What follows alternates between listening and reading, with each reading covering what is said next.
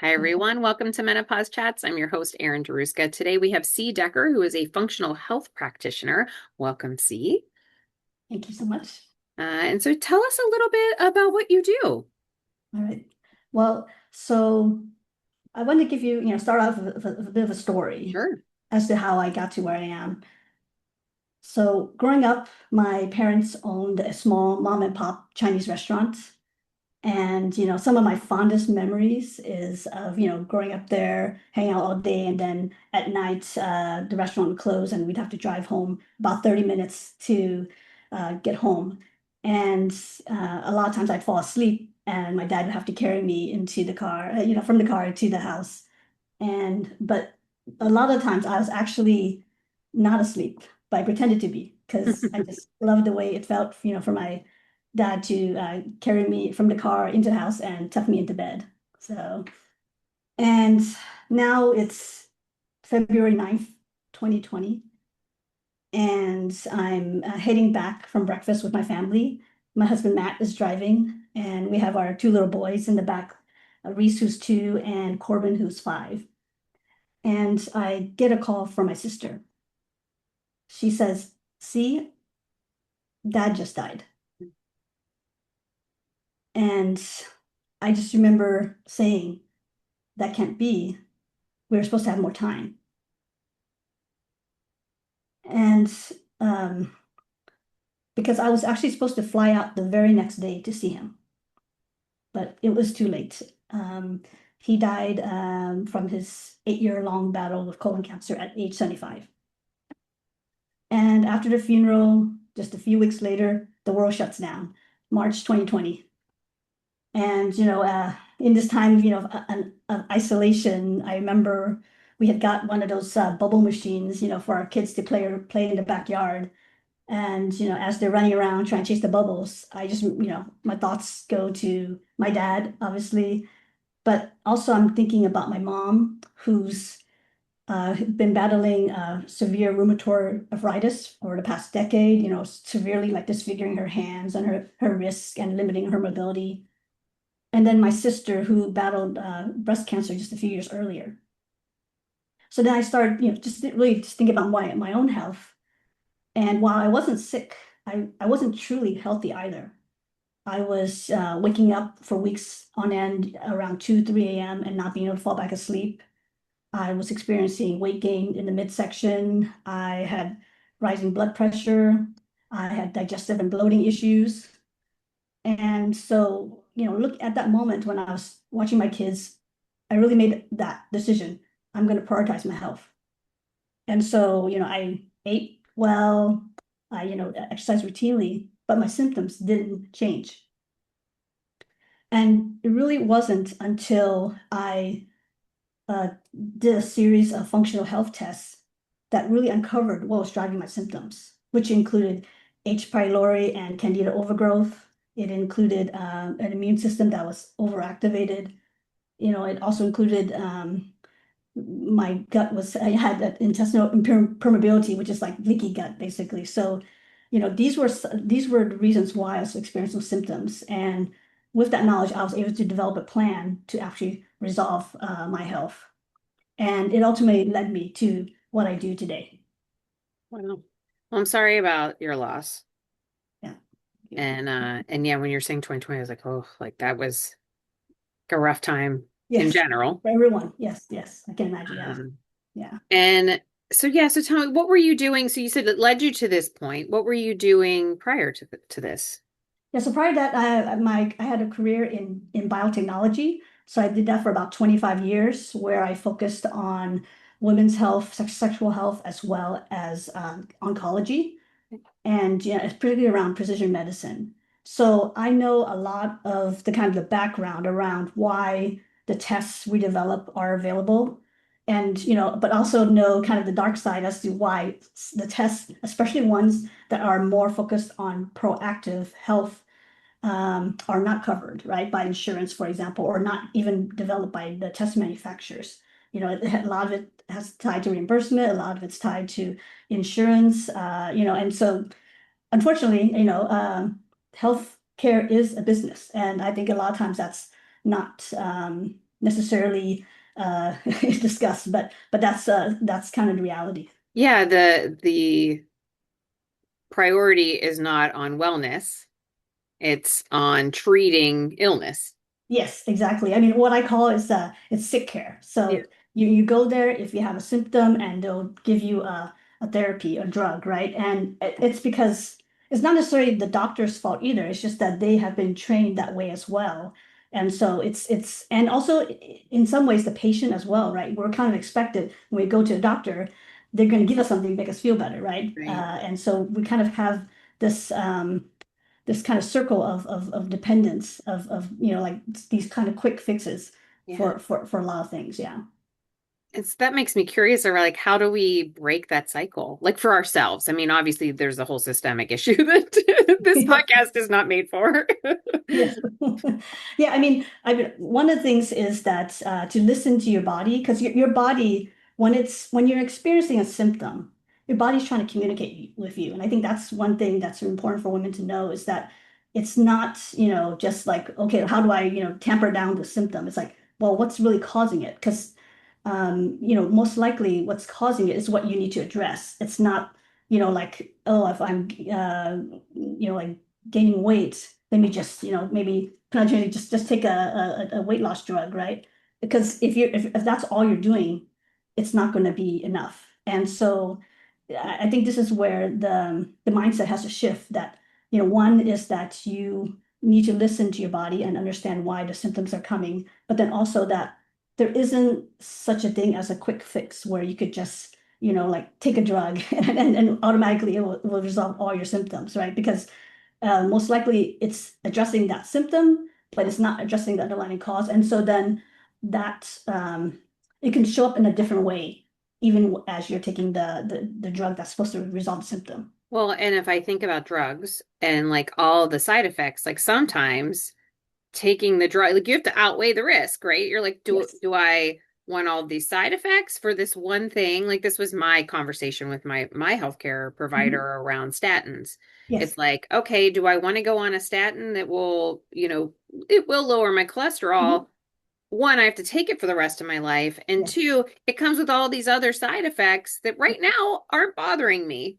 Yes. Hmm. And Hmm. so I Yeah. personally made the decision of like, I'm just going to keep exercising and trying to, modify my diet Yes. Yes. and hope for the best. Yeah, yeah, no, no, I think, and also the fact that you are kind of monitoring, I think that's another key too, is that you kind of can't really track, like unless you're tracking, Right. through testing, you don't know where your baseline is, where there needs to be kind of corrective action. And so a lot of times, especially like nowadays, right, on Instagram and everywhere, it's like, okay, try this supplement, this works, this thing worked for me, and but what you have to realize is that it may have worked for that person, but it doesn't mean it's going to work for you, right? There's an individuality to all of this, and so unless you understand what your body actually needs and what it doesn't need, in a lot of ways, it's you're just rolling the dice when you're trying something without that knowledge. Yeah. And or without talking to someone who has some knowledge, right? Yes, yes, Because that's what I wanted to ask you about. I was like, there's a lot of influencers out there, and there is a lot of information, maybe misinformation. yes, There's yes. It's overload. So how do people kind of know who to listen to, who not to listen to?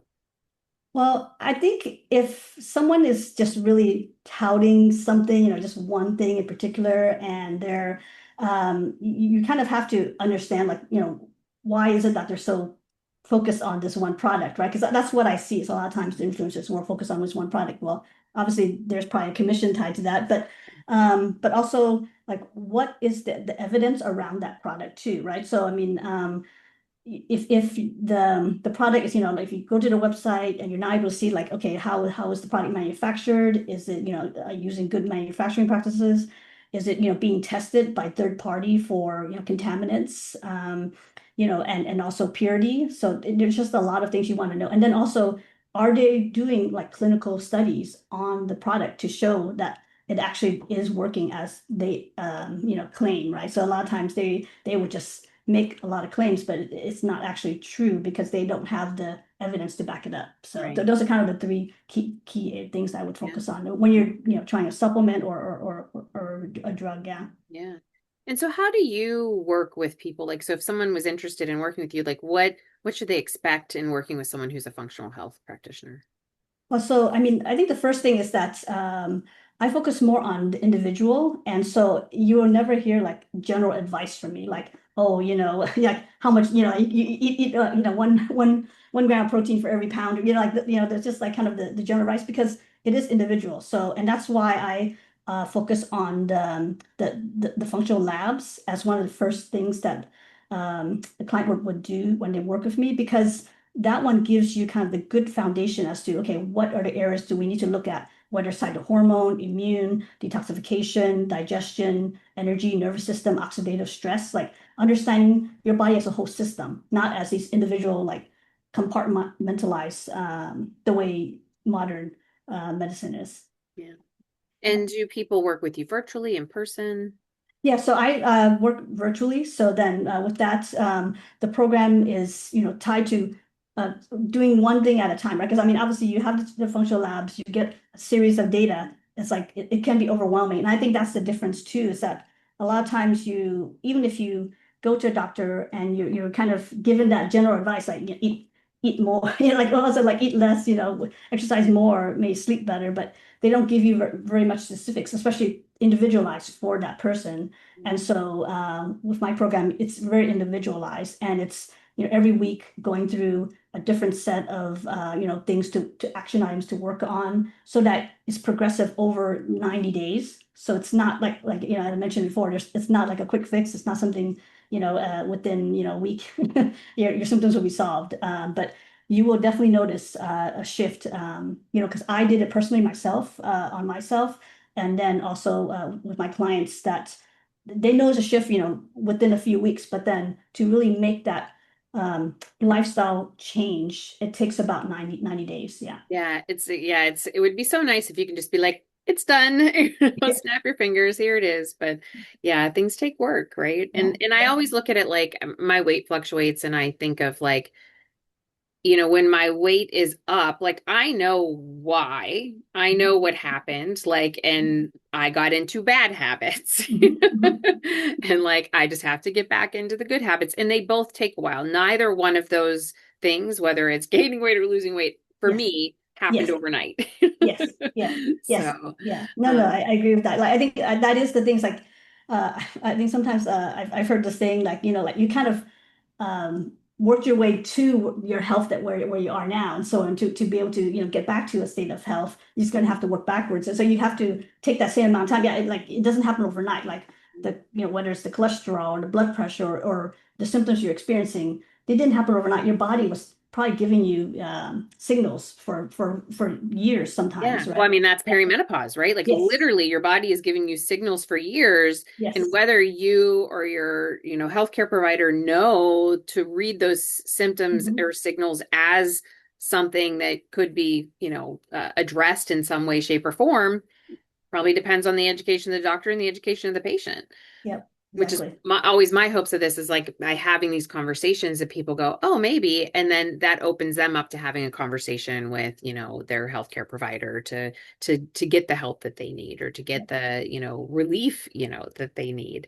And I really like the idea of you saying like it's very individualized, right? Hmm. Because Hmm. and asking the questions, right? It's like you can say, yeah, sleep better, sleep more. Well, okay, but like if your sleep hygiene's not good to begin with, or you have really Yes. bad habits, like oh, you know what? Well, I'm having coffee every night with dinner. Yeah. It's probably not going to help you. Yeah. Or, I sleep in a really noisy environment that's Hmm. bright, Hmm. like it's Yeah. just, or I'm on my phone and, I keep Yes. my phone Yeah. next Like, to my bed. It's like yeah. all of Yeah. these, I mean, they're little things, but like if your Hmm. sleep hygiene's bad to begin Hmm. with, like that's Yeah. maybe look at that habit first Yes. to change before like, Yes. and then it should help inform the sleep, right? Yeah. But you can't just like sleep more. Okay, Yeah, thanks for yeah, that. yeah, exactly. Or And then eat and less, yeah, right? yeah, Okay, yeah, thanks. exactly. Because honestly, the doctors don't have those specifics, right? Like they're not trained in doing that, and so I think that's part of it. Is that it is a very complementary need, right? Doctors have, like when it comes to acute disorders or, things where you need immediate help, right? It's really good to have them. But when it comes to being more proactive and, and not a disease state, preclinical, as we call it, that's where it's good to, look beyond the current healthcare system because I think one of the things that I often hear, from potential clients is that they're very used to, like say the labs being covered, right, by insurance. A lot of labs that I run are not covered. And it's because of the fact that insurance is reimbursing for disease Right. detection, right, and not for prevention. And so it's a mindset shift. And I think that's, like something that a lot of women are noticing now. Like you see, like a lot of people are, maybe paying for like the functional health labs, for example, Yeah. just to understand their baseline for all these different markers, right? And I Yeah, so think it's they're a very paying good for the step. disease, not the dis-ease. You Yes, yes, know? yes, So exactly. it's the same, but it's yeah, it just it amazes me. And so yeah, I guess if and I think that probably is in some ways a barrier for some people then. It's like, well, I can't afford to go outside of my insurance. Some people can't even afford insurance, so Yes, that's I think another again, not this podcast, yes, a problem for yes, a different podcast. Um, but yeah, it's so tough to like figure it's like, oh, I want to be like I'm privileged enough to be able to get the care that I want. yes, yes, And yeah. so I have to always remind myself of that, like not every, so it's like, what can people do if they don't have, I guess Yes. this is a good question for you. Hmm. What can people do if they don't have the means to Hmm. see a Hmm. functional, or see someone outside of their insurance? Yeah, I mean, I think just always just fundamental things that they can do, from, yeah, when it comes to diet, exercise, sleep, and stress management. Those are things that, that can be done without, like needing more details. So, but, one of the things that I have an assessment that, that you can see what type of like oxidative state you are whenever you're eating. And so, for example, if you're a fast oxidizer, like you should actually be eating more protein based and less carbs. And then, but if you're a slow oxidizer, you should be eating more carbs, or like your ratio is more Yeah. carbs to protein.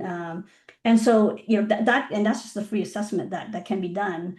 But just knowing that as well as potentially testing your food sensitivities that sometimes can be covered by insurance to see, maybe you are, like sensitive. You're not allergic necessarily, but maybe you're sensitive to some foods that you're eating on a daily basis, like maybe dairy or wheat. So it's understanding that because those Yeah, are the, and I think the another stuff. like a free way to do that, right, is just doing eliminations, right? So like, hey, Mhm. listen, I'm not going to have dairy this week and see how I Yes. feel. And then I'm going to Yeah. eat dairy again and be like, see how I feel. Yeah. Yes. So Exactly. it's like, Yeah. so if someone's even saying, I can't even afford to do the sensitivity test, Yes. it's like Yes. you can kind of do your own Yeah. in some Hmm. ways, Yeah. Yeah. or Yeah. I've done that Yeah. recently where I've just noticed like there's just certain foods that Hmm. no longer agree with me, where I've noticed Yes. like, oh, yeah, I can't drink wine. It's been a couple years, but I can't Hmm. drink wine. So it's like I get Hmm. acid reflux. It's like, okay, good to Yep. know. Yes. And then it's like, all right, well, I was having, what was it recently? I feel like garlic's bothering me Hmm. lately. Hmm. Hmm. So it's just like, Yeah. okay, I noticed these things, or this is Yeah. how I feel. Or Yeah. if I have, I know I don't have celiac, but like, Hmm. if I have a lot of gluten, Hmm. I Hmm. feel it in my body. Yes. And so Yes. it's like these things I know. Yeah. Sometimes I'm willing to Uh-huh. take that discomfort. Uh-huh. Yes. But, Yes. other times it's like, no, like Yeah. I don't want to feel that way today. Yeah. No, no, and I think that's great. Like you're listening to your body, right? And I think like, I mentioned in the beginning, like your body is sending signals. Yeah. And but it's a lot of times we've just, gotten used to ignoring them or accepting those symptoms as being, just part of aging or, like, oh, it's just, my bloating, it's just, I just have it, like, but without Right. really, kind of thinking about, okay, why am I having that, right? Yeah. So, yeah. I mean, I certainly didn't think about any of these things when I was younger. I Hmm. just was like, Hmm. well, I ate some fried food and I feel bad. Whatever. Yeah. I'm going to eat some Yeah. more fried food. Yes. Yes. But now knowing like, oh, or if I have something that's really a lot of sodium, like just, oh, I'm really thirsty, like, just Hmm. noticing these things. But I do think I'm much more aware of Yeah. my body and how my body reacts to things than I Yes. was when I was younger. Yeah. So, Yeah. No, for sure. Yeah. Is there anything else that you think would be helpful for people to know? Well, I think, one of the things I always like to remind, especially women who are, going in their 40s and 50s.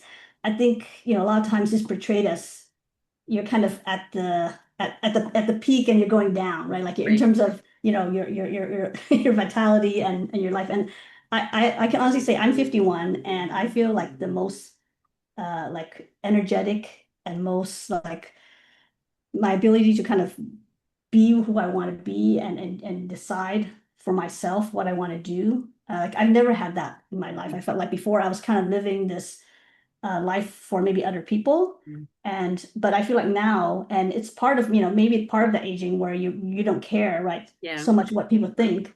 And so you're free to kind of what I say is like going back to yourself because I'm not trying to reinvent myself or become a different version of myself. It's actually coming back to who I was. Yeah. And like one of the things I actually started this year was actually adult gymnastics. Oh, Like I did that when I was younger, and I was like, hey, you know what? I actually want to try that again, right? And because I really enjoyed it, and so it's actually coming back to who you were all along, but it may have gotten lost in the yeah. 20 or 30 years that you've Yeah. been living I in love in that. I love that. society. I Yeah. started taking tap dancing a couple years ago. Yeah. Similarly, it's like, oh, I took this as a kid for like two Mhm. weeks because I just wanted the shoes.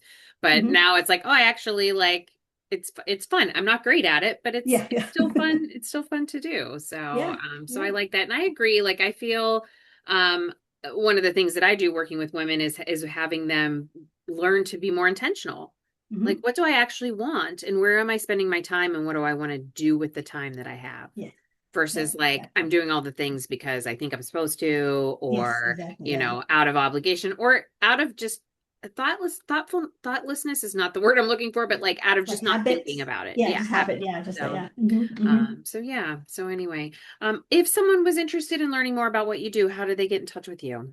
Well, they can go to my website. It's xidecker, xidecker.com, or I'm also on Instagram at the same xidecker. Great. Well, thank you so much. Well, thank you everybody for listening. Please like, subscribe, help spread the word about menopause chats, and until next time. And thanks so much.